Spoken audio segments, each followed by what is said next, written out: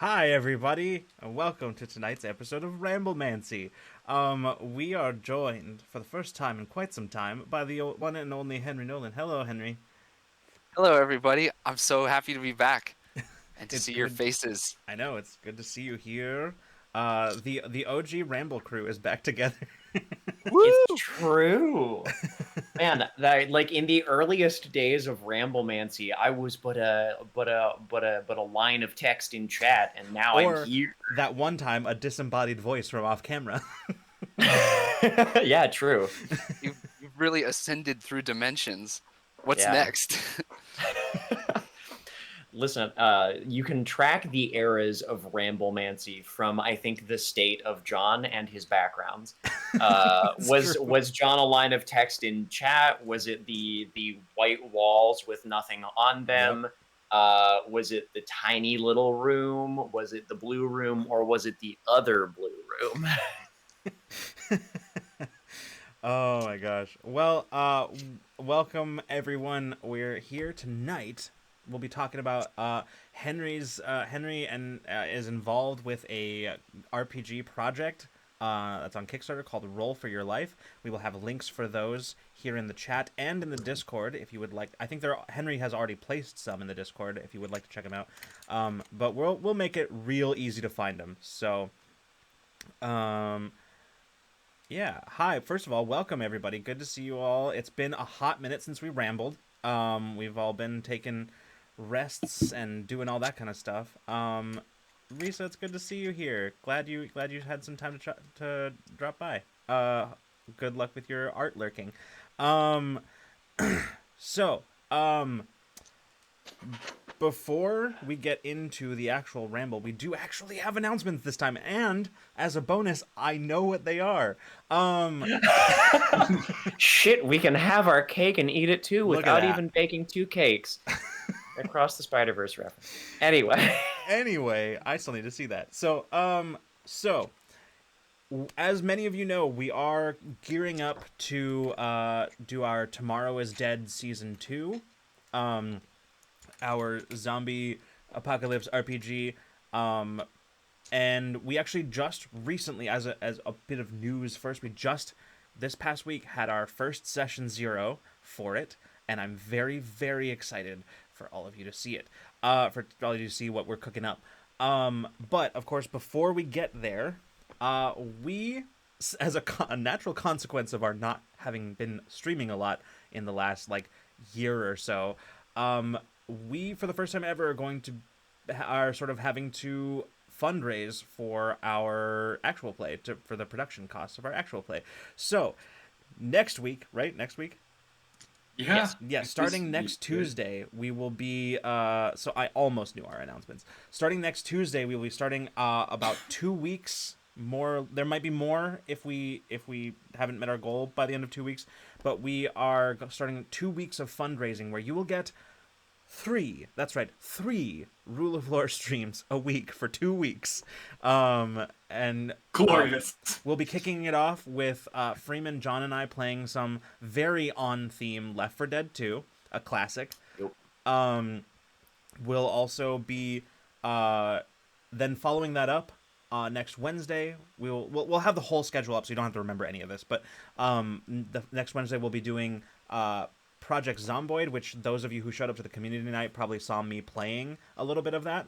And then we will be ending our week, our with a Ramblemancy, but bringing back a fan favorite and of course one of our favorites, our Bad Pitches Ramblemancy, which I'm so fucking excited to do. We're Can just I gonna, huh? can I be there? Do you I want to be guess there I'm for the Bad Please. Pitches? You absolutely can be if you kinda. would like to. Oh, we'll talk about it. We'll We talk about will. it behind closed doors. Yep. All right. So It's yeah. one of my favorite bits that we do on this show, and it's one we can only bring back so often. But Bad Pitches Ramblemancy is genuinely one of my favorite times. It's so fun. It's so much fun. So we will definitely have like various rewards and goals for fundraising as well, and some extra content that can be unlocked, which we have planned. But you'll hear all about the specifics of that during the actual fundraiser. That is not what tonight is for. But Gemini, when you said "is it set up yet?" What do you mean? Is what set up? I assume that Oh, means the fun goal the bar. goal bar. John one of you was doing that, which has right. I don't. The answer is Um, I don't know. I think I I don't know don't either. think we have set up. We were going to run it through coffee. We haven't That's set right. up the goal just yet. That's So right. That's right. we were going to do that this weekend and then kick things off on Monday. So Right. Okay. So yeah, we're gonna be doing it. We're gonna be doing it through coffee, just because we figured that was the easiest and best way for us to do it. Um, but yeah, so that's what we'll probably be doing. But we'll let you know. We'll let you know as soon as it's set up. We'll probably announce it first in Discord, so it'll be there. And then yeah, that's what we're gonna be doing. I'm very excited for this chaotic zombie filled several weeks of streaming. Um, it's going to be a good time. The second week, instead of playing Project Zomboid, I am going to be playing Dead Space. Yep. With scary alerts. Then with scary alerts on. So come watch me scare the absolute piss out of myself. It'll be fun. All right. But yeah, so and then I'll end our announcements with, I think we can finally announce, because we're pretty set in what we're doing now. We can announce the system. So originally, season 1, we did it's Kids on Bikes. Season 2, we're actually going to be using Free League's brand new The Walking Dead RPG. So we're going to be using that for the continuation of our Tomorrow is Dead story. So very excited to see how some of our favorite characters translate into the new system. Okay, I think that's all that's our announcements. John, what do you got for us?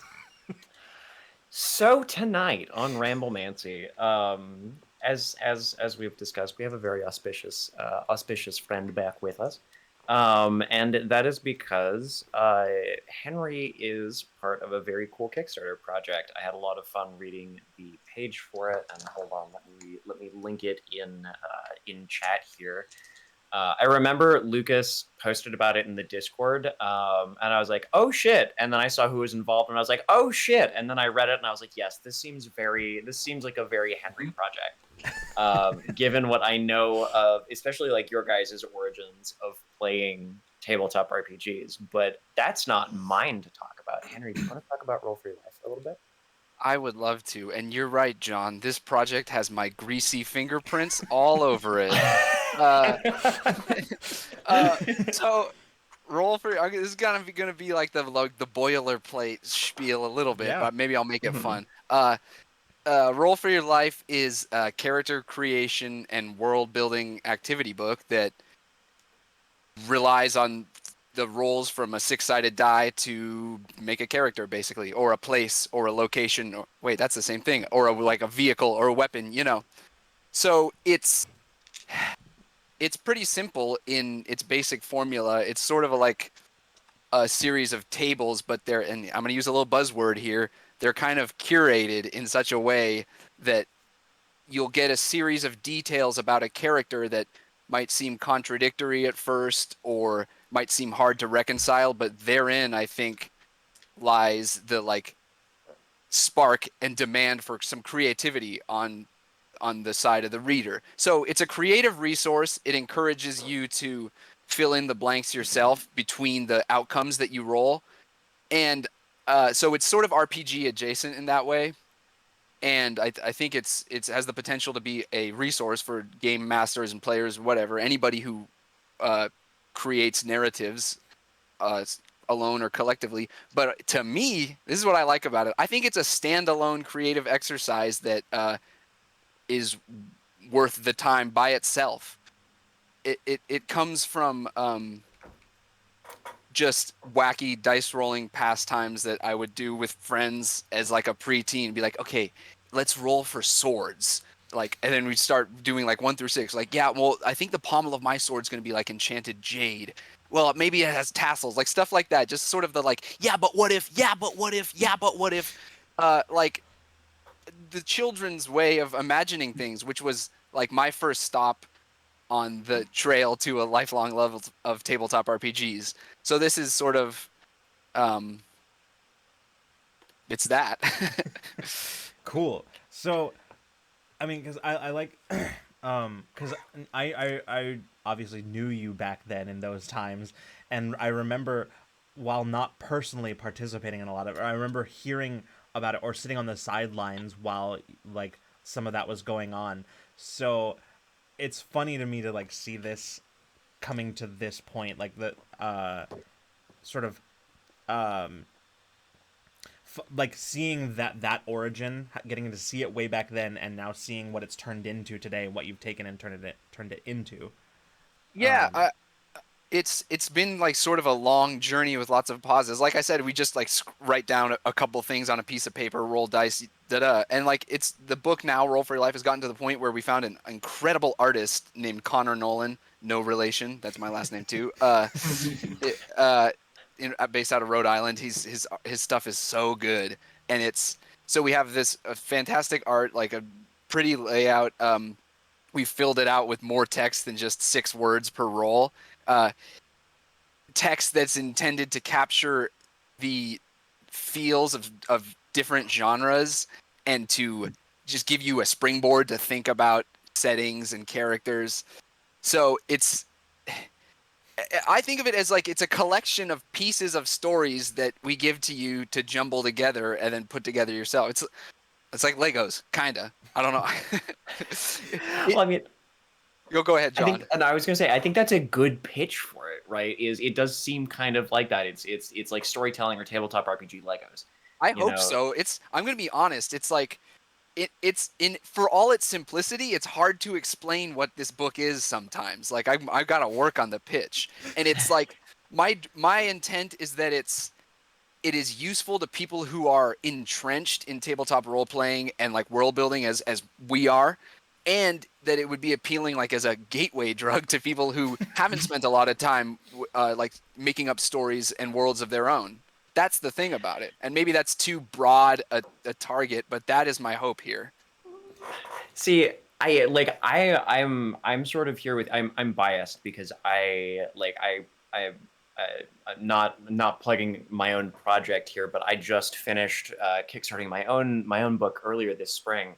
And Terminus kind of rides a similar line, right? In that it's a game, but it also is a creative, like at its heart, is just a creative writing exercise. Like if you strip away the game, like mechanics or kind of terminology that the zine uses, what you're looking at essentially is taking a walk and writing about what you see, and that's an exercise that your creative writing teacher would have you do, and there's a section about that in the book. And so in many ways, like, that was my goal for that game too, was somebody who doesn't play RPGs could pick this up and play it, and maybe this lets them like step into the world of it. And I appreciate seeing that in other projects too, like Roll for Your Life, right?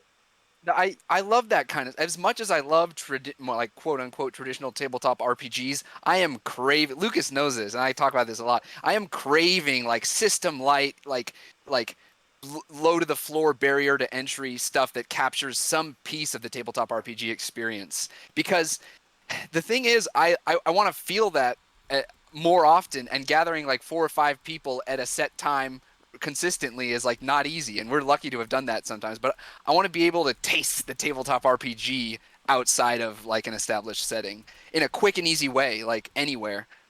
Yeah, and I think there is something too also in recent games, especially in the indie scene, of like understanding that it's like that what you are playing is a game, and trying to set it out for people who are coming to this from like board games or like not playing tabletop RPGs, like trying to give them pieces to latch onto.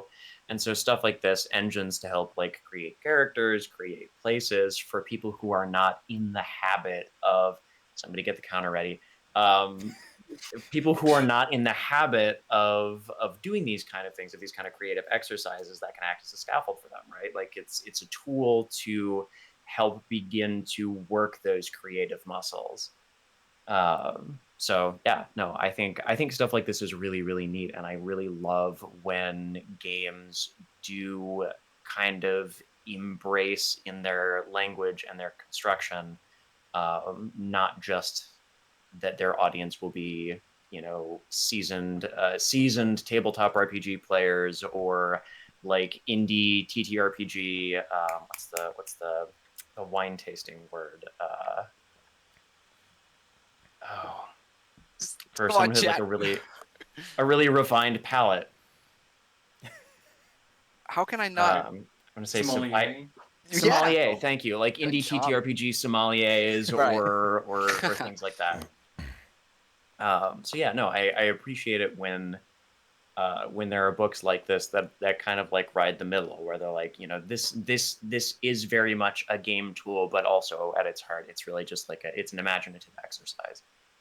And it's good when it's like, as you guys have been saying, like it is really good when I think those tend to be a lot of the most successful projects, because they hit that sweet spot in between being a game in and of themselves and just sort of being an exercise for guided creativity. And I think that's, I mean, like to use sort of a more sort of like a broader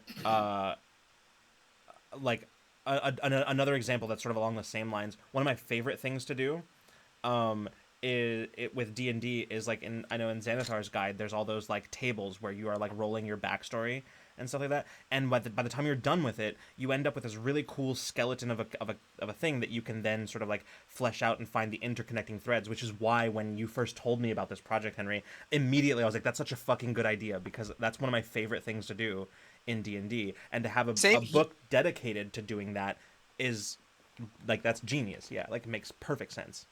Oh, you're gonna make me blush. That's good. That's a good point, though. Like that part of Xanathar's guide, and maybe in general the other random tables in 5th edition D&D are almost the closest referent for this. Like, but again, that's like somebody who hasn't played tabletop RPGs. It's not a useful reference. So Yeah, Mm-hmm. yeah, Yeah, and I think anytime I try and teach somebody 5th edition, there's like so much of it that is just like, yes, this number goes here and this number goes here, and now roll these dice and do this, and like it's not really attached to very much. And I think that's where a lot of people like struggle and stumble over getting into that, is because there's like this hour or 2 hours or 3 hours that you have to spend depending on whether they chose something fucking simple or whether they decided to play druid or wizard. yeah, And like there's all of this going through, and lots of like putting numbers in places and things, and it's all like very arcane. It feels more like you're filling out a spreadsheet than you are making a person. right. That's a great point. I was talking to Dakota, who's the leader of this project, I think I basically. actually saw Dakota in chat a little while ago. Oh, Hi, Dakota. hey, It dude. was I'm glad you're here. either that or it is very auspicious that someone named Darth Dakota coasted in on this particular night of Oh no, the Darth is familiar. All right. Well, we're talking about there's people who play tabletop RPGs, whether they're brand new to it or been playing a while, who like easily their brain is such that they easily like understand and get into the mechanics, but the narrative part doesn't come as naturally to them. So like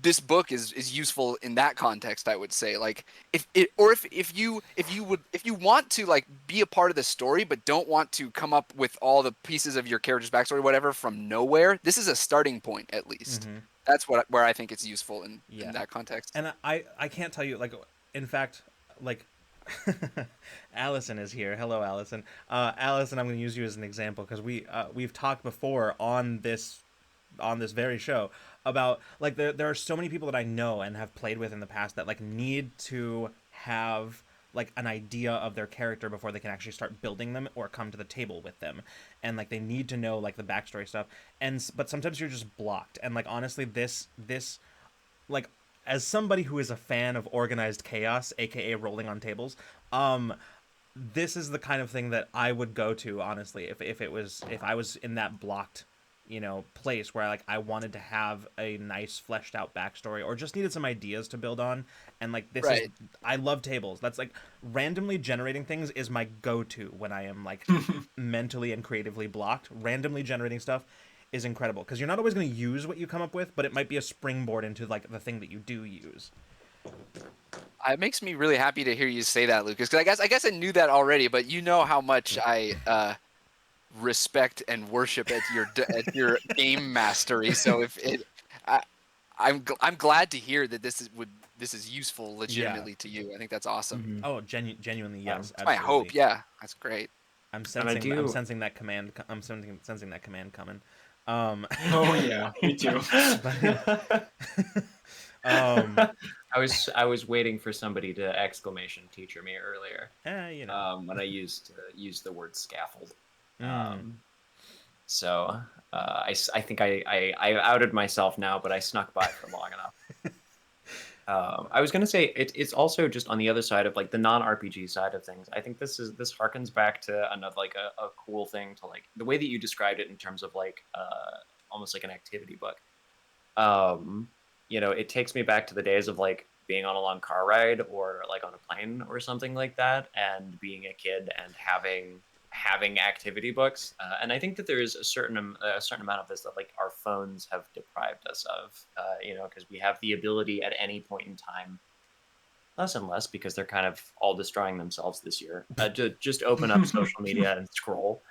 No thanks. You know, the problem is solving itself. Mhm. But I think this is a thing that I can see myself taking with me like on a walk to a park or like at a coffee shop or like you know same on like a long drive, or it would be a fun thing to do I think on like a plane where I have no Wi-Fi and Yeah. Oh, It's yeah. funny. I just saw. It's funny that you said because I saw Dakota's comment here. That we started playing this in the back of a car, rolling for dragons, making it up as we went Oh, with our. I third member remember Dan. that. hell yeah. We were on the way to cross the border to Canada with our some of our moms, I believe. Yeah. Yeah. That was, yeah. We've all done some kind of like Yeah. role playing in the back of a car on a very long like trip Absolutely. somewhere. I This remember is like Freeman and I were absolutely, on a yeah. school trip like years and years ago. We were like I don't know, like freshmen in high school or something like that, and or sophomores or something, and we were just like Something. on the Freshman long year. stretches of road. We were just like do this kind of thing, but like more like free form role playing, improvised stuff, and like, but I feel like there's a certain amount. Like there's different dials, right? There's like a different dial of these things, right? Some of it is like where you sort of lean to the improvised creative side, and then you lean on the like I don't know. I just it's very cool. Yeah, that's all I have to say about that. I didn't have more. We, Than that. we definitely set out to make a book that would have like strongly appealed to 12-year-old versions of us. Like it would have blown our minds. I mean, that's dude. really just the like being creative as an adult. Hi Cole, bye Cole. That really is just being creative as an adult too, though. Is like making the cool shit that would have appealed to like 12-year-old you. You know, Yeah. like yeah, Exactly. yeah. No, that's awesome. I this is super cool. So, what kinds of whatever you are at liberty to discuss, what kinds of things can you make with this? Like what are some Well, of your or if it's easier, what are some of your favorites? let's see. I think I might have them memorized. We list basically the book the what we're aiming for through Kickstarter is to do a hardcover 8.5 by 11 or whatever. Dakota can correct me with the direct exact dimensions, but like a beautiful full color hardcover book that's got 15 discrete standalone chapters divided into fantasy, sci-fi, and like adventure. And there's wizard, alien species, uh, noir detective is one I really like because this is it's like tone it, it's like tone shifting between chapters for Mm-hmm. like noir detective is like like you roll for like your vice and you roll for your like secret pain from your past and you Ooh. it's Very so good. Uh-huh. You so can that's what smell we the like. cigarette smoke coming Yeah, off the exactly. page. Oh, no, one of the outcomes is like it's like you roll for your physique as noir detective. One is like haggard. It's like you got circles on your eyes and little tiny holes burned in your t-shirt from your hand-rolled cigarettes falling apart as you're driving in your 1937 whatever. Like, so that's what's really fun. It's apart from all of the things that I've tried to explain that it is. It's a like a simultaneous tearing apart and love letter to the big genres that have existed in movies, in games, and books. So, yeah, sorry, that went off of the question. Like, what's in there? Noir detective, mutant. Mutant is another one, which is like it's like 80s sewer mutant, like trauma B movies, kind of touch of Teenage Mutant Ninja Turtles. Oh no. Sorry. There's anarchy happening in the chat. It's fine. I didn't make that. That's why I'm dead. Good. All right. There's now a call command, so I don't know. This is what you've created, just so that you know.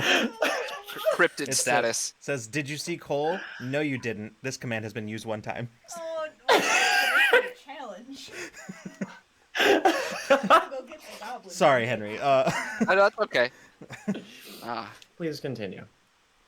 Yeah. Let's see. Mutant. Oh, it's not just characters. We have a dungeon chapter, which is like specifically applicable for games like Dungeons and Dragons.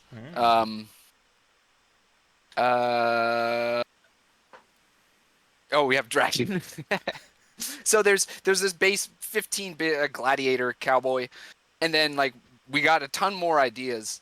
I'm not even sure. I don't know if that grammar is. We have many more ideas, limited by time and resources, whatever. But it's kind of the mainstays, of these big fantasy sci-fi adventure type stuff. Yeah, that's awesome. It sounds super cool, and like literally I cannot stress this enough. When you first told me about it, it sounded just exactly like the kind of stuff that we would do when we were younger. So yeah. Silver Sugar asks, can we get more info on the dungeon maker? So, okay, good. Yes, absolutely. So the formula for the book is real simple. Like, I don't want to misrepresent it. Every single chapter is a series of categories where you roll a 6-sided die to get one or more outcomes. So the dungeon thing is really more about the narrative part of the dungeon. It's like, it's not like it doesn't give you the layout or whatever. So that is unfortunately outside of the purview of this book. But it's like there'll be categories like roll twice for 2 different types of denizens of the dungeon, which I think is cool. Like you got bandits and demons. Why those 2? You got skeletons and like cute moss elementals. Why those specific 2? So, and then it's got like it's maybe I think there's like we have it set up so that you roll for like 2 different types of biomes or whatever. So it's more narrative. It's all words, But it, like I said, the categories and outcomes are intended to play out in such a way that you might have to, it'll cause you to stop and think about like, why is it this way? And that's where I think the book forces is a strong word, but like begs you to start like setting off on the narrative yourself. Yeah, no, it's true. It's one of the things that like that I do on my own when I'm like making stuff or like writing for campaigns that I'm working on. I'll just pick some things that I think are interesting, and then I go, okay, now how do these 2 things interact? Like starting with the assumption of this and this. Do these things necessarily go together? Probably not. But given that I'm assuming that these are necessarily true, why and how? And those are such important questions for that kind of like creative like output. You have to ask yourself like those questions, and because if you focus too much on the like what aspect, then you might get something, but will it be the most interesting thing you can come with? For me, the answer is almost certainly no most of the time. If I start focusing on like what's here as opposed to the why and the how, and that I feel like this book kind of takes the what out of the equation so that you can focus on the parts that make it interesting. That's a great way to describe it. I'd say that's very accurate. It pins down the parts that are there, and you have to weave the connective tissue between them. And another thing I think is that like limitations breed creativity. Absolutely. And no limits means like for me at least, I'm like I don't know. I don't know. Yeah. You need having some boundaries and a starting point. Boom. Then you're like, okay, let me latch onto this and then try to jump to this. Yeah. A blank canvas is always scarier for me than like one with stuff on it already. It's overwhelming. And you're, Yeah. for me at least, it means I'm probably gonna take a leap towards the generic most of the time. Hmm. Me too, honestly. Yeah. Yep. That's a good. Yeah. This is the weird. Some of the wackiness that you might end up with the randomization here will pull you away from the generic for sure. Yeah. Hmm. So Dakota has some more info about the dungeon stuff. Says that tables include like layout, environment, dangers, denizens, treasure, boss. So are those are some of the categories. Hmm. Um, Oh, yeah. here's a specific. So dungeon chapter is less finished than the ones that we might play tonight, but Mhm. we rolled it like a play test, and we one thing we decided to add was I think it might be a 6. So the book has some departures from the basic format where there's like a 6 by 6, so there's 36 possibilities, and I think it was just Hmm. one thing you have to put in the dungeon, and I got the Toad King, which you know that I have taken from, but I got so excited about Good. it. I was like, this Toad King definitely fits in the dungeon, like little things like that throw a little wrench in the works, and like a minor detail might explode into the center of the story. That's what I like about the randomness. Yeah. Yeah. And there's a million and a half ways to just between websites like something like Donjon or any other number of, or even just using some dice and some other tables to generate a layout for a dungeon. But I think the parts that I often struggle, or the parts that I often like enjoy more or need more guidance for, I think is like what goes in here, because looking at a bunch of square rooms or like hexagonal rooms, it doesn't prompt a whole lot. The map is It's not the it's about, territory. yes, Mm, exactly. mhm. Yeah, and So I have no experience at designing the geography and architecture of dungeons, so I wouldn't expect myself to be good at it. But what I do, I don't claim to be good at it, but what I do like to do is capture the feeling of genres, write little, very small pieces of like evocative text. I can do that. Everything like it's like short form over long form. I've sort of this, on a personal level, this project like I think plays to my strengths, or I hope so. Yeah. No, that's it sounds super cool. I feel like we've sort of reached a natural sort of break point here. So I think this is a good so what one of the things we have planned tonight, as some of you may have noticed, you can see over here above the chat. Um that's there you go. Nope, the other way. that That way, all way. right, there we go. You can see that's where we have a little window that has part of the PDF open, and we're gonna collectively roll some stuff tonight. Henry, because I don't exactly know how any of this works, how possible do you think it would be to incorporate chat rolls as well? I think it would be possible. I was gonna say we can take turns, but I let's do. I'll like read a category, and then I'll look at. I don't know. I'll look at chat, and the first number I see that wasn't already there, I'll use. Okay. How about that? So we It's can got to be let's between well 1 and 6 so though. we can do it as like Or a like turn system, and then chat has its own turn. yes, that's a good idea. So I'll Yeah. go. I've thought about this part. I'm gonna go Freeman, John, Lucas, which I think is alphabetical order, but it's hard because you guys all have letters that are kind of close in the alphabet. Yes, it is alphabetical. Okay, good. So Freeman, you're gonna start this one, and I'm Damn, so you're saying I need dice, right? yeah. Do you have dice? Do you own any What kind of dice? nerd? No, I don't know where they went. Well, Hold go on. What go kind of go nerd get him. am I? Oh, yeah, we We'll can vamp. skip you for now. But so we're what we're rolling right now is alien species, right? That's what we Yes. decided on. Yeah, I think that's what I would like to do first. Cool. Sorry, I'm getting all set up here. Um, This is so also a good. I realized at a certain point we had to make a choice for like our overlay real estate here as to whether we were going to show art or the screen capture, and I realized that the screen capture was the best of both worlds, really, truly. So we'll get to see some of the art as well. yeah, Mhm. there's I'll throw more links at the end, but the art is what really sells it. Connor Nolan is incredible. I've scrolled through his Instagram a little bit, and it's very cool. We can put the links for his Instagram as well. Yeah, that'd be great. But yeah. All right. All I right. see a returning Freeman. Yo, I literally have no idea where they are. This is not good. All right, we'll You- have to skip you, or you'll This use is a what happens random. when you don't join us for D&D for several This weeks. is exactly what happens when I don't join D&D for several weeks on Thursday. I do have my V dice. It's just Oh, there you go. inconvenient because it's only 1d6. So let me go. Well, I think you Well, only need the one, right? You only need one. Okay. All right, so I'm gonna start off. I'm gonna kind of sort of game master or whatever this. I'll Mhm. read some of this text. It might be too small to be readable there in Twitch. I know it's pretty small. But this is the alien species chapter. So here goes. Alien species. Alien civilizations are the spacefaring lifeblood of any science fiction galaxy. We've drawn inspiration from series like Star Trek, Star Wars, Mass Effect, and Halo to help you populate your worlds with unique inhabitants. Slimy or scaly, warlike or peaceful, monstrous or beautiful. It's time to take your first steps on a journey of discovery. The galaxy is vast, and your people's story is just beginning.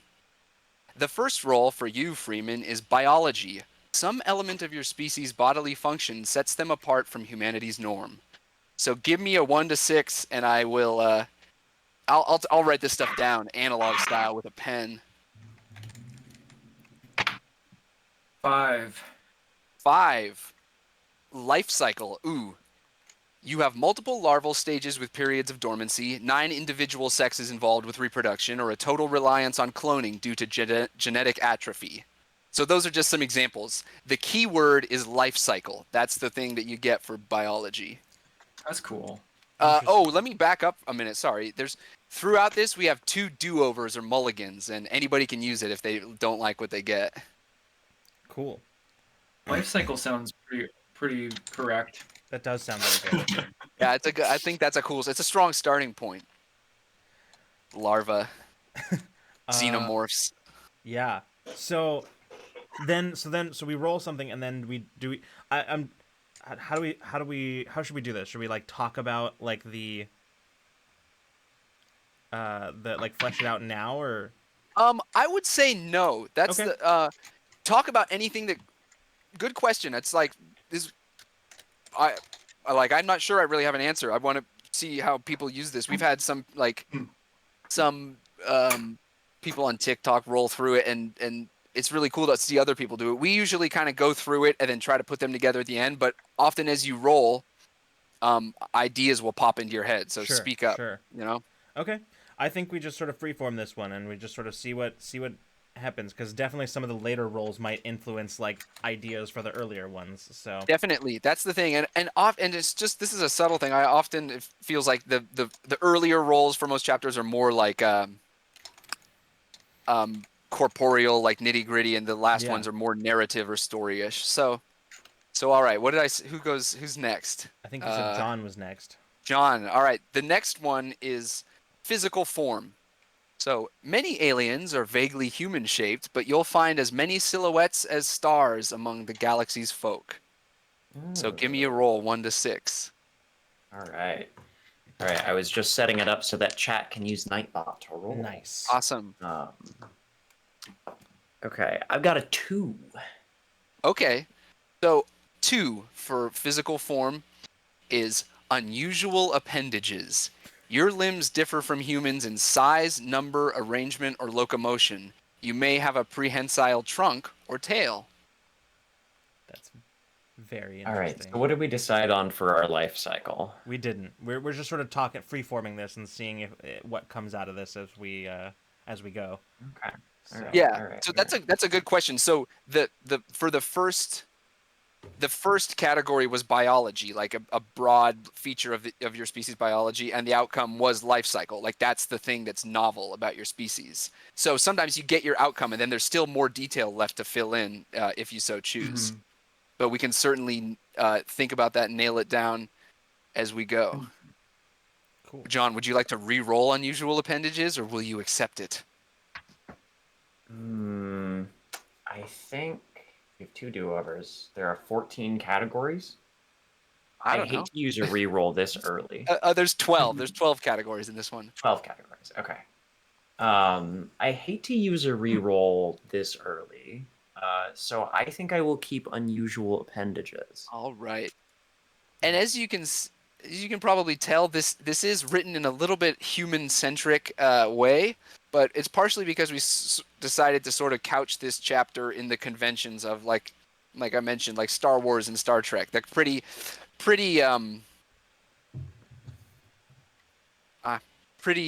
human-dominated. Yeah, iconic space opera type. Well, Star Trek's not really space opera, but like it was hard to figure out how to describe what aliens look like without using humans as a reference point. That's another reason we did that in writing. Yeah, that's fair. That is certainly a problem that we came across when we were world building for Infinite Horizon. It's right. You're like you kind of gotta have a baseline. You're like, yeah, sorry, human centric. We gotta. Yeah. Yep. All right. Lucas, I think you are the next role. Then we'll do chat after that. Yeah, that sounds good. What do we got? Fair? It's called Special Ability. Now, this one's very gamey. Some of the categories are pretty willfully like video game or tabletop RPG-esque, and I'm happy about these ones. So it says, this is the description. You possess an adaptation that gives you an edge over other species or allows you to do things most others can't. So give me a roll. I'm going to do that right now. That's a 6. 6 is natural weapons. You brandish retractable bone spurs, blade-like teeth, projectile quills, or mind-altering pheromones. So, and those are just some examples, Yeah. You don't have to pick from those ones. The key word here is natural weapons. Very interesting. Sword arms. Listen, we have unusual appendages, and then our special ability is natural weapons. I'm just pointing out. Mm-hmm. Yes, that's pointing good. out the. Oh man! So what if it's like, kind of like, normal like arms, like regular like humanoid arms, but then there's also additional appendages that are more like mantis-like blades or whatever? That's fucking sick. That was kind of what was creeping in my mind too. Yeah. Matt, I know this isn't Bree's chat, and she's not here to be offended, but I'm going to be offended on her behalf. You can clip this and send it to her. No tentacle toes in this house. Ooh, tentacle toes in this house. Ooh, excellent. Life cycle going from pocket knife to Zweihander. We're just recreating the life cycle of the creatures that are the principal characters of the dating simulator boyfriend dungeon. In this essay, I will. All right, this is just right. I'm so happy. I think it's all right. So Fishblade. Oh God, it's bad. All right, so one of y'all, I got a bunch of windows open. Was one of y'all mind like relating to me what you see from chat after I use whatever system you want? But I'll read it first. So the next category for chat is body covering, the material that protects your innards from the elements. Pretty straightforward. All right, so chat, remember to use !roll. There is a 5-second cooldown timer, I believe. So. Ooh. Oh, sorry. That's weird. I fucked up the command. That's not how that field works. In this case, all right, there we go. It should work again. Okay, it's fixed. Try again. Sorry, Nightbot became unknowable. Incredible, yeah. It was very, very on brand. All right, somebody else can hit roll now, and it should work. All right, there we go. D6 rolled. 1. Looks like you got a 1. All right. Well, you know what 1 is for body covering? It's skin. Relatively featureless hide like that of humans and some amphibians. Dry or slimy, rough or smooth. Ooh. That's actually... Oh, sorry, go ahead. No, again, we can re-roll. I don't know who gets to decide. This is fun, collectively. I was just gonna say that's actually kind of horrifying. The idea that there's bladed mantis limbs, but they're covered in skin instead of carapace. Yeah, I've rolled through this a few times, and skin is often one of the more freakish ones if you're adding on other very non-human qualities. In the book's got little interjections in it too. It's not just these lists of outcomes. So I'm going to read this one just real quick. It's called, Go for it. It says sum of your parts. These first 4 categories all have to do with biology and appearance, and in combination they should end up giving you an idea of what your species looks like and what they're physically capable of. However, each outcome represents a single notable trait among many. If you rolled immense strength for special ability, it doesn't mean you can't also have specialized senses. It's just that your immense strength is more obvious, important, or well known.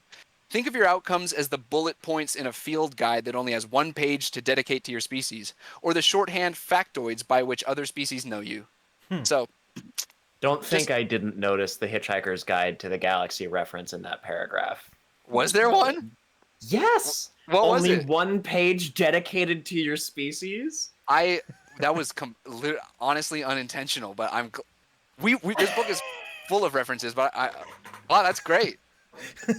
No, because that's the gag in Hitchhiker's Guide to the Galaxy. That's is that, perfect. Is that That is Ford spends years, like decades of his life on Earth researching humans and sending all this back to the guide, and because there's only so much space on the Hitchhiker's Guide to the Galaxy, Well, humanity and Earth have a single page. All right, looks like no reroll one. All right, it's So All right. Flesh. vote for Awesome. Flesh, says Flesh. Newly Human.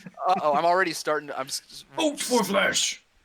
I'm forgetting to write down our outcomes. Okay, so we got some skin, some flesh. That's great. The next one, which will be for Freeman again, is political structure, taking a different tack here. The galaxy is home to many different systems of government, many influenced by the evolutionary history of their citizens. We make Chat some being assertions completely here. feral right now. Chat just says we desire flesh. Yep. Mantis, like, I rolled a 1. all right. Let me see what we got going there. I'm gonna. One is military empire, bent on eternal conquest and expansion, or content to patrol established borders with an occasional show of force. That's horrifying. You know what this is starting to remind me of? I know literally nothing about Warhammer 40k, but this is making me think of the Tyranids. Well, yeah, skin mantis military empire. Oh boy. What do you think? Should I re-roll or is this good? It's up to you, man. Yeah, what do you think, Freeman? It's terrifying. I think we should keep it for now. I agree. For- I we also should keep agree. it. Yes. I love it. We can. Oh, be- Nico these- also says. I mean, so far we're basically just creating necromorphs. So yeah, that's also true. Yep. That's true. Yeah, yeah. The Speaking- life cycle speaking- thing. That is cool. Speaking of True. Dead Space. All right, military. Oops, I'm already messing this up. Okay, so the next category will be for John, right? I do believe This is- so. This is number 6. This next that's one. such a cool image. Holy shit. Can you chat? Can you see this? Can you see this? The images, the spreads, okay at all? Let's see. It's pretty small. Oh, you can see the lava crab. Mm-hmm. All right. Yeah. Yeah. It's small, but I think it is visible Yeah, enough. It's a big old lava crab. That's good. All right. So this next category is homeworld. So every species Alright. evolved somewhere, and history has uniquely shaped your species' current connection to their homeworld. Go ahead and roll. Oh, that is a 6. Okay. Thriving. Yeah, thriving, heavily populated, highly developed, and possibly fortified, your homeworld remains the cultural center for your people. So Cool. these skin mantids are doing well. I don't know if Skin that's good. mantids. Oh god, that's horrifying. Unbothered, moisturized, in our lane, thriving. Gotta moisturize your skin mantids. Oh my god. I'm honestly kind of getting like slime people vibes because like I'm trying to reconcile like strange life cycle, unusual like appendages with natural weapons, and also like skin. Yeah. You know, and I'm like, what if we have some kind of like the unnet like the life cycle here is some kind of like asexual division or something like that, and the That's I love horrifying, it. and I'm into it. Yeah. Yeah. I'm pondering here. I'm trying to reconcile all of the various details. This is exactly what I Chat. hope people are doing when they Chat roll through this. is coming up with cursed content. TM. Oh, yeah, indeed. Our biggest export planet is is- lotion. Covered And in also- skin. The whole planet is covered in skin. Planet skin. I hate this. But also, I Oh my love gosh. it.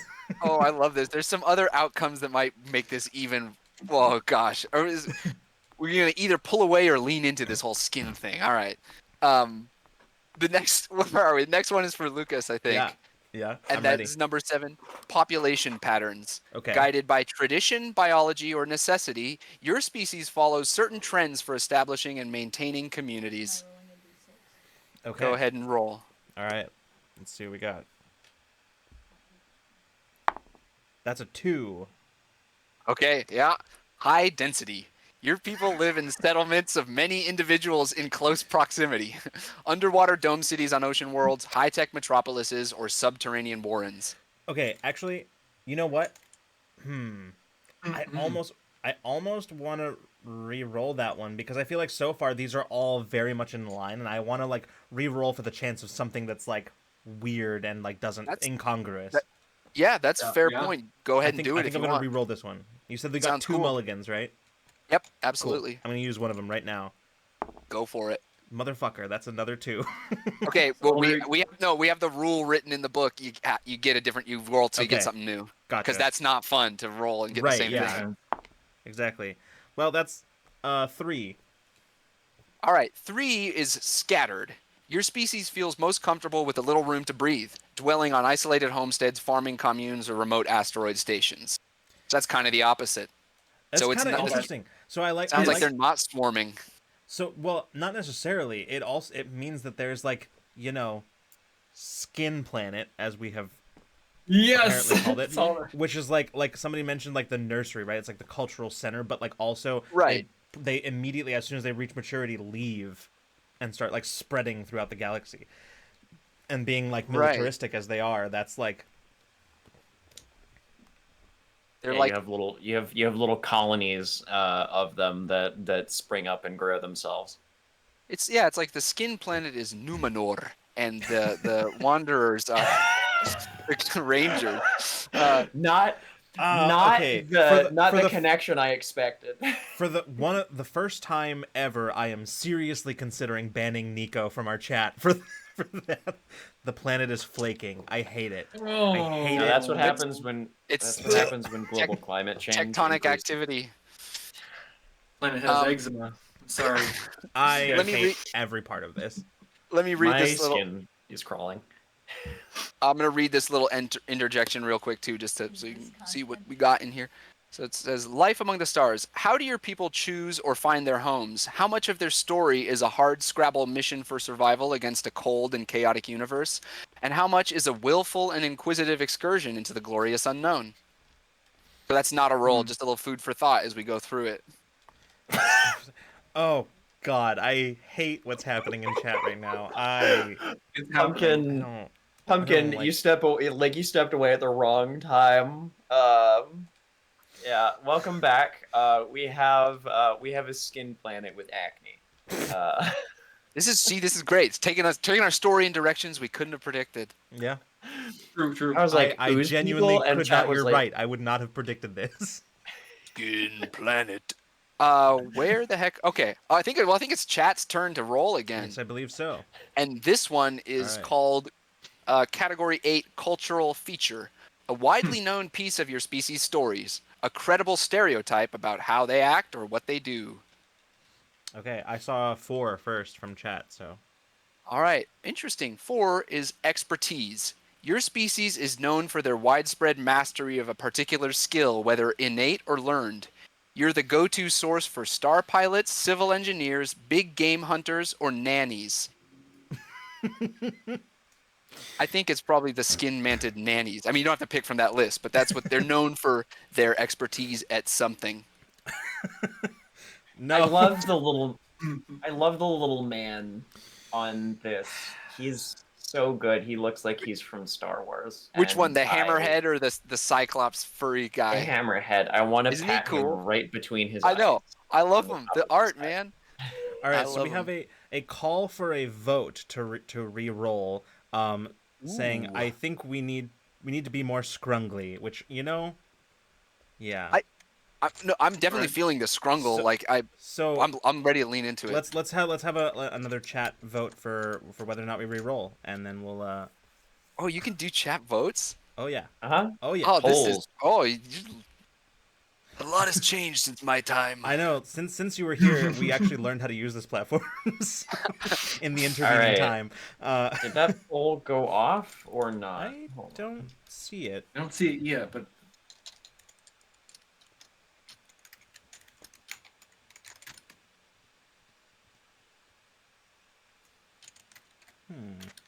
this is important. All right, we'll go with this. Bam. The poll is already active. What do you mean? Real. Huh. If I may, before we re-roll or consider voting on it here, I will read what the other possible outcomes are for cultural feature. Okay. And they are we got expertise. The other ones are arts and entertainment, social hierarchy, belief system, concept of value, and disposition. Okay. Actually, could you run through those one more time?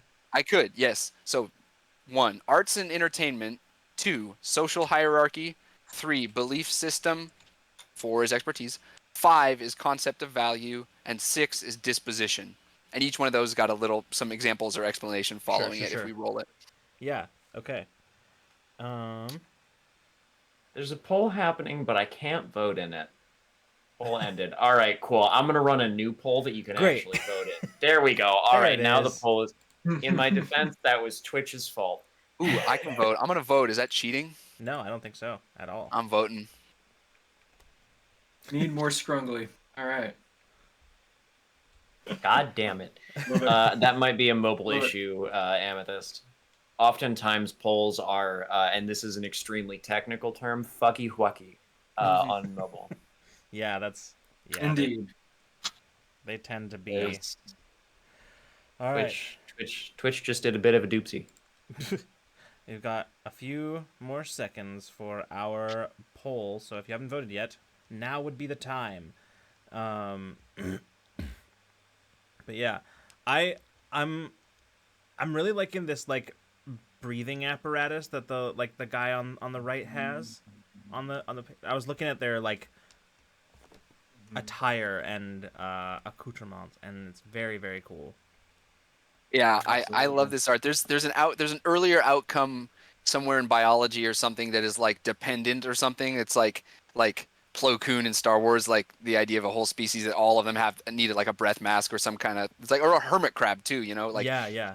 part of your biology is that you always need something attached to you that wasn't born with you. I think that's a cool Yeah. All right. alien trait. Polls closed. It looks like the Scrungle won. So chat, go ahead and re-roll. Someone new, roll the die. Roll the die. Roll.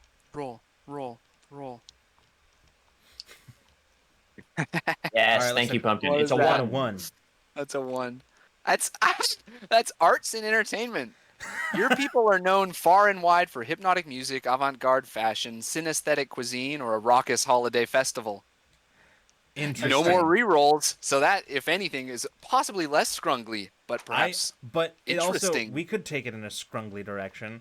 Yeah, absolutely good point. Like the idea Vote that on like, poetry, baby. or if they're like, if they know like, if they're known for their music or something like that, then it could be that like there's a practical, or there's like the artistic application of it, but then there's also the like battle, like just like fucking with your enemies' heads kind of thing. Like it just, If I may, or how about this? Their music is it's like epicac. It's a vomit-inducing thing. Like it's like really important medically in certain places to have their music if like somebody's been poisoned.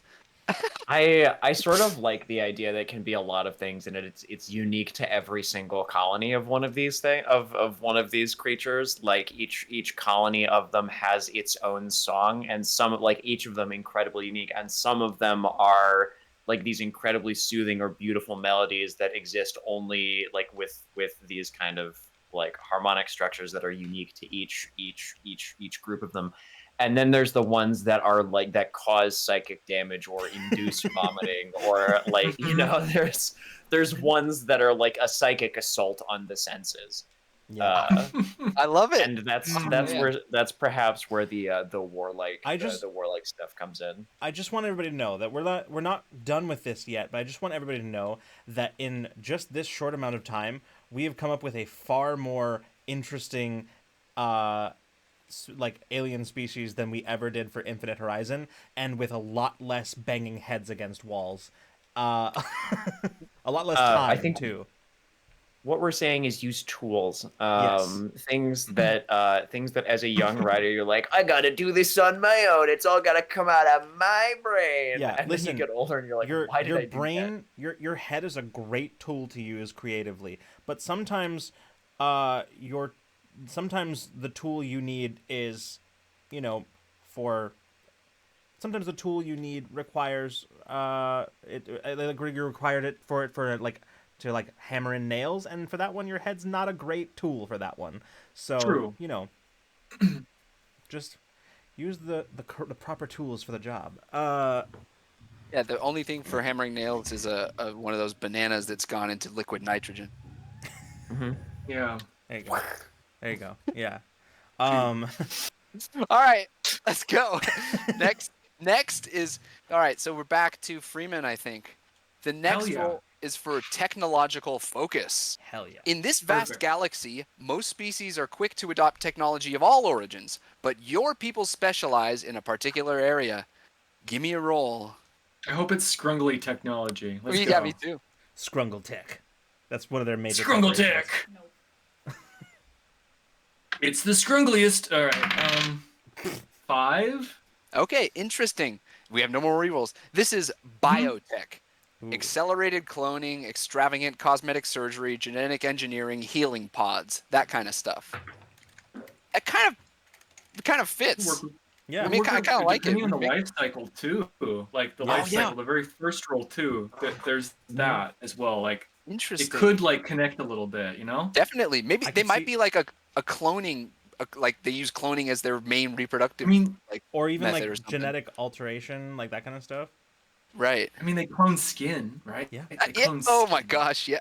Well, I'm sure they're growing skin with their biotech. They're growing skin. Yeah, Yeah. you're right. Yeah, Yeah. skin farmers.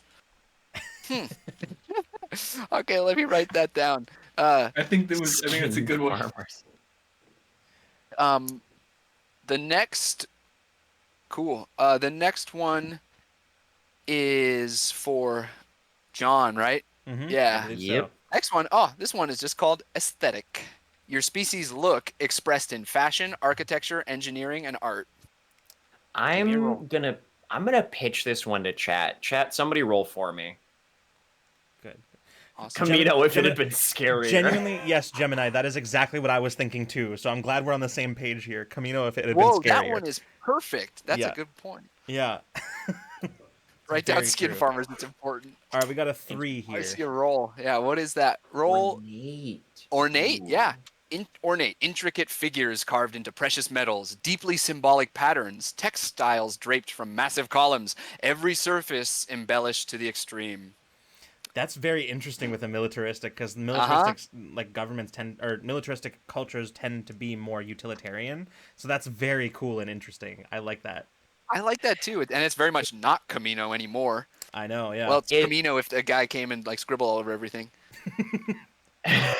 Just all the It's- babies I don't are know. like drawn on the walls and I feel like it is. I feel like it's a society that has arrived at the understanding of a necessity of the military, but has not become consumed by the glorification of one. Well, I would say maybe at this point the value of individual life may be different, like not less, but different to them based on all this stuff. Mhm. Maybe they're like the way their life begins, you know? They're like the idea of waging war is like it has a different meaning to them maybe. I like I what think- Gemini said here, which is like, wait, like Mandalorian kind of warriors that use clones as fodder is very interesting. I think it's like it's interesting to me because I think there would also be like there would be a much greater sanctity for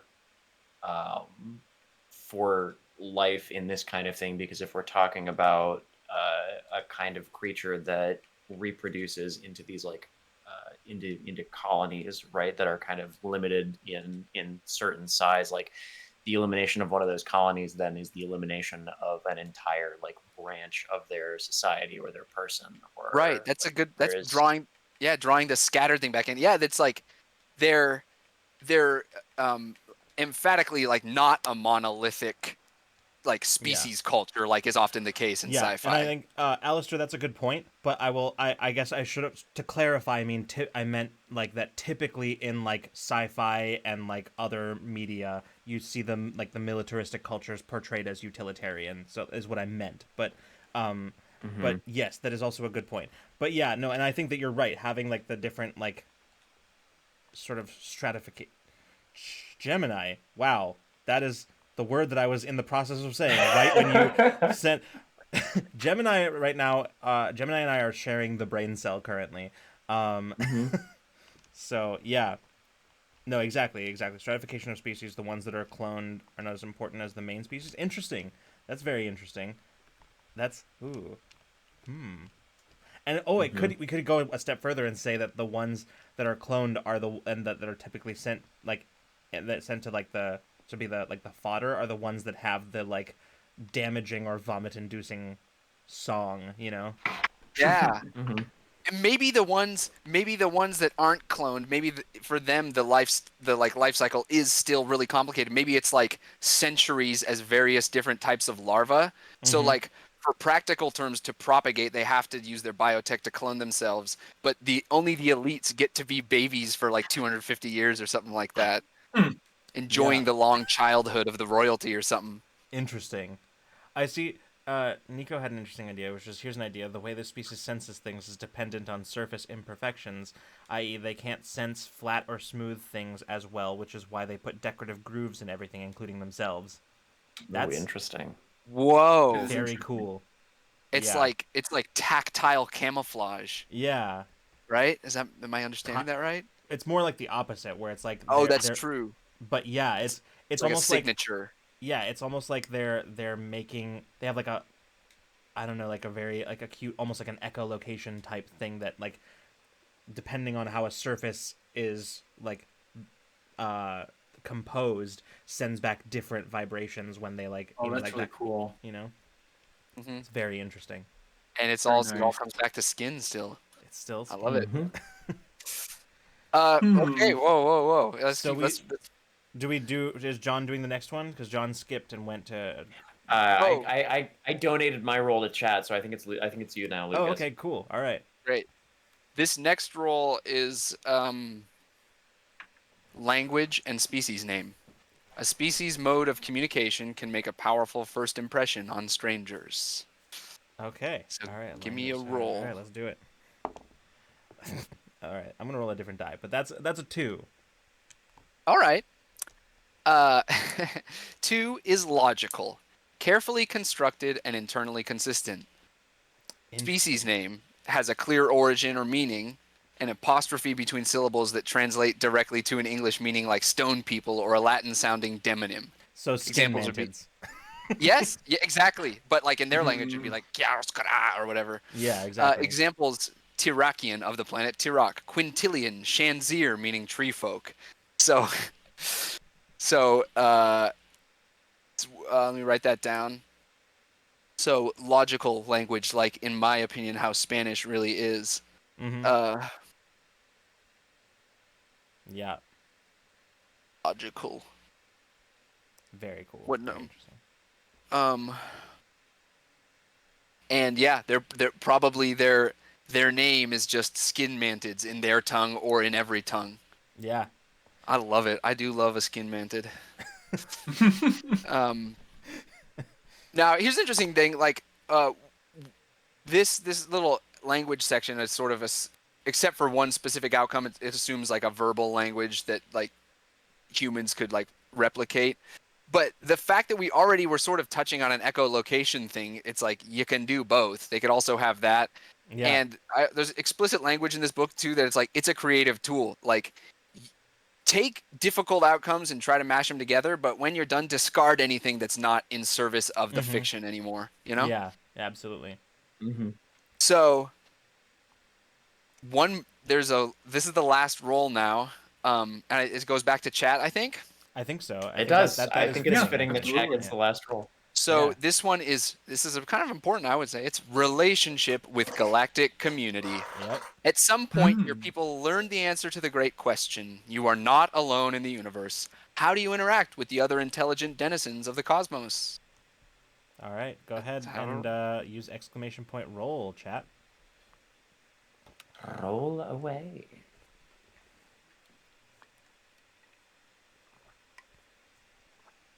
Thank All you, right, we Alistair. got That is a 6. Yep, 6. All right. Okay, so their relationship is antagonists. Your species oppose the endeavors of the dominant galactic order, and your people work against them overtly or subtly. I was hanging on to the chance of these skin mantids being the good guys, but I mean they still could be. They're just maybe they're opposing the evil empire. Yeah, absolutely could be. True. I'm sorry, I'm just writing skin mantids too many times in the wrong places. Right here. I've just been writing things in alternating lowercase and uppercase. So, like, unique life cycle with unusual appendages. Our special ability is natural weapons, and we have, in all caps, skin. Skin mantids. So that's cool. That's the end of the roles. Just for everybody's sake, including my own, I'm just going to read through all the outcomes real quick. So the first one for biology, we got life cycle. For physical form, we got unusual appendages. For special ability, we got natural weapons. For body covering, we got skin. For political structure, we got military empire. For homeworld, we got thriving. For population, we got scattered. For cultural feature, we got arts and entertainment. For tech focus, we got biotech. For aesthetic, we got ornate. For language and species name, we got logical. And for relationship with the galactic community, we got antagonists. That's very cool. And I will say, because seeing Gemini in the chat just made me realize that this, like, when I say that this is more interesting than a lot of the stuff that I meant more interesting than the stuff that the writers' room specifically made up for Infinite Horizon, because the stuff that we made collectively with the Patreon writers' room was fucking awesome. And it really is just adding more brains into the mix is very similar to having a random generator, because you have more sources of potential input. And those species that we created for Infinite Horizon are actually almost pretty much like this is what our end product would have been, something like this, and that's what we did on several occasions, and this is very cool. I like it a lot. Yeah. No, I do like Gemini's call also of isolationists. I think that sort of tracks, given what we know about the way that, in spite of the fact that it is thriving, they're a scattered population. I think it is just sort of natural to them, and I think they would be resistant to any kind of. Frankly, I think it would be difficult for them to integrate into a galactic society because, again, if you're talking about a naturally scattered populace formed of a bunch of essentially clusters of their society that are themselves the result of this like division, like long life cycle where like one or two of these things eventually become many, and that becomes these little clusters of like pockets of society. Like how does that how well does that integrate into your galactic federation? They don't do well with smooth skin. What? I do think it's very cool though, because like this is a good showcase, I think, because we're all very familiar as to how like tables like this can help with like backstory for a character, but I like that we chose an example that's more in the world building vein, because I think that that's really, really cool, right? Like typically when you employ tools like these, at least the ones that I've seen, are very character focused, and I like that this one wasn't. So I'm glad we went with this one. Yeah, I really like this one. Like I mentioned earlier, I think before we were streaming, I think this one's definitely has real application for like world building or the game master side of a tabletop RPG. We try to have sort of like a healthy mix of both in the book because this is cool. It's kind of clinical and zoomed out. It's also fun to think of like the nitty gritty of an individual. You know, it's both approaches are fun, so we try to include both. And I would just want to note that like this is the first time that I've I've rolled through a chapter like this. And previously we've done it as a group where we'd all have like a copy of the thing and roll our own and then kind of compare them at the end. And for alien species, be like, okay, we coexist in the same universe. How will we do it? But this adds another dimension to the single outcome. I love the like random rolls plus a collective of minds, all Yeah. making this delightful skin manted. Well, I feel like Delightful. our original plan was that we were gonna roll a couple of them to see what like how varied the outcomes could be, but I don't think we have time for that. But we still I do agree. have some time. So I'm curious, sort of with the end with our last bit of time here. I'm curious about like what some of the other things that you've rolled on this thing have been, Henry. Not necessarily with alien species, but anything that you've No, rolled. I would love to talk about it. So this little showcase that you can see in the um this little vehicle saucer thing with wings and these little creatures in it was one that it's Dakota rolled it. They're called the Febu. And this is another important feature of the book, that the end of every chapter has like a showcase or whatever, like an example. So we'll roll something and then write it and be like, this is what you might get. This is how you might connect your outcomes together. Yeah, and just So as I like, a quick insert for those who may not have rolled in earlier, we're talking about Roll for Your Life, which is a book that Henry and a few of his friends have on Kickstarter right now. So you can go check it out. There are links in the chat. There are links in our Discord. You can go check those out right now if you like, and go back that. Anyway, thanks sorry. for dropping the link, John. Continue, Henry. Sure. So yeah, I will say that one, the Febu, or as they're like sometimes a little bit rudely called by the other species, the Threebu. Everything about their culture revolves around the number 3. There's born like 3 little ones in a little egglet together. Their vehicles are called Threeders. They're like, Dakota rolled through it and got this stuff and went with something that's pretty whimsical, I think, which I love. Like a lot of the stuff in the alien species chapter.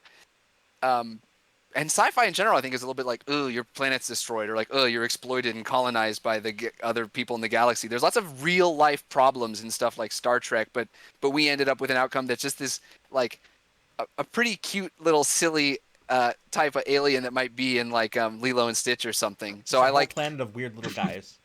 yeah, they're so cute. Yeah, just It's weird, just weird. They're not just like gentle scrungly, like Yeah. weird little mini scrungle. Yeah. Uh, let's see. I do. The noir detective chapter was really fun to roll through a few times. I am so personally excited for that. I like Yeah. it. Like, I had fun writing it, but I also struggled because I'm not super. I haven't watched a ton of noir movies or read a ton of books. I have like a sense of the like a pastiche of the language and stuff. So it's some of it's kind of silly, but I rolled through it and ended up with a detective that I figured would like I always like to cast my characters would be played by Queen Latifah, and it's in New Orleans in like the mid 70s, and like and it's I don't remember much more than that except that she eats beignets, like and like. Good. And at the same time, Dakota, when we rolled that, Dakota rolled a guy. I love it. Why Dakota rolled one where he's got a guy that has amnesia, so he keeps walking into the same beach and getting stung by jellyfish, and like part of his whole thing is solving the mystery of what is causing his wounds. So that's the thing. They can get the chapters hew to a genre in terms of language convention, but you can get silly with it. You can make it like borderline nonsensical on purpose, as if you like, or you can make it a cogent part of a world that you're working on. Yeah. No, that's awesome. Love that. I really like that. This is a very very interesting tool. Like, and having another reason I'm glad we did the aliens one is because that is like world building aliens is in fact something that we have done for this channel, and it's very fun. Like, y'all didn't get to see a lot of the behind the scenes work that we did to create a lot of the aliens for Infinite Horizon, but like it's very similar to this, but this is way less stressful and way less like beat head against wall. So it's very cool. Like me, I feel like I now have a personal direct comparison between like how useful this is as a tool for world building, as opposed to my own just like creative energy that I have in any given day. So it's super cool. Well, that's the thing. I think that people, whether or not they spend a lot of their time like making stuff up, world building, telling stories, I think people have the capacity to push a story somewhere, but this gives you a starting point. You skip the headbanging part and be like, okay, let's connect these dots. Yeah, absolutely. No, that's really awesome. Yeah, Nico has a good question, which is there a planet section in the Gosh, book? good question. Okay, I'm gonna have to look at my own Kickstarter page to try to remember, because there were a ton that we thought of and had to pare down for like the stretch goal. Yeah, it's a stretch goal, which who knows. But yeah, Alien Planet would be so fun. We've worked on it a little bit. I guess just a little bit of nitty gritty. The Kickstarter we're running has 2 weeks left. It's just about half funded. It goes till June 30th. So check it out. Share it with your friends if you think they'd be interested. Gemini, And as again- far as I'm concerned, this is a collective creation here that belongs to all of us. So do with it as you please. Listen, so much of what we created tonight was a result of things that chat said, and was the direct result of, I think, nearly half of the roles were y'all's. Yeah. So this is a thing that we all made together, and if you want to take it and play with it in the stuff, like in your home games or video games and stuff like that, it's all yours to Yeah. play with.